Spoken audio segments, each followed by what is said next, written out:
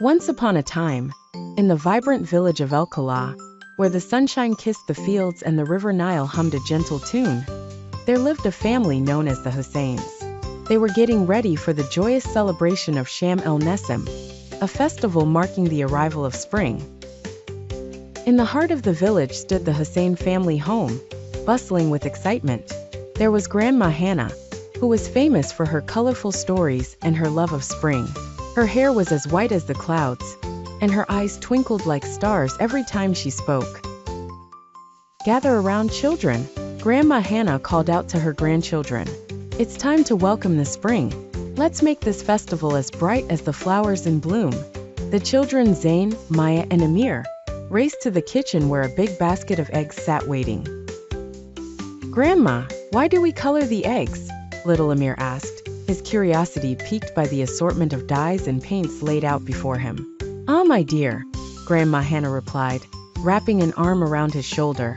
"Long ago, people believed that eggs were a symbol of life and rebirth." With Grandma's loving guidance, the children dipped eggs into pots of vibrant reds, blues, yellows, and greens. Zain, ever the artist, painted intricate patterns, while Maya liked to make faces on her eggs, each with a big smile. As noon approached, the aroma of freshly baked bread and savory fish filled the house. The kitchen was alive with the clatter of pots and pans as Mom Layla prepared her legendary dish of salted fish and fader, a flaky pastry loved by all. The door swung open and in walked Father Karim, carrying a bunch of freshly picked flowers.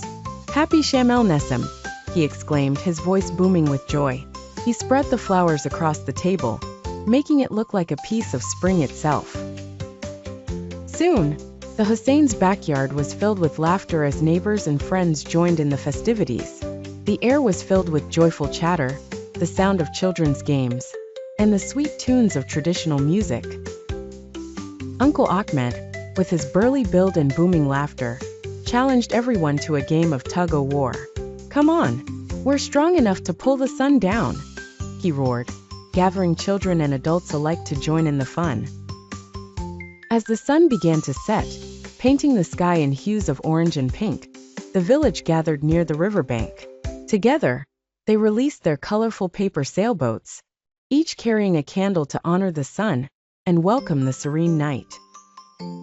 Grandma Hannah watched with pride as her family laughed and celebrated. "Remember, my dear ones, Sham el-Nessim is not just about the colors or the feast," she said softly. "It's about coming together, cherishing the old, and welcoming the new." With hearts full of happiness and hands still streaked with paint, the Husseins and their friends sang songs under the starlit sky, their spirits as warm as the spring breeze that carried their joy across the land. And thus, the celebration of Sham el-Nessim carried on, woven beautifully into the fabric of their lives, season after season, year after year. The end.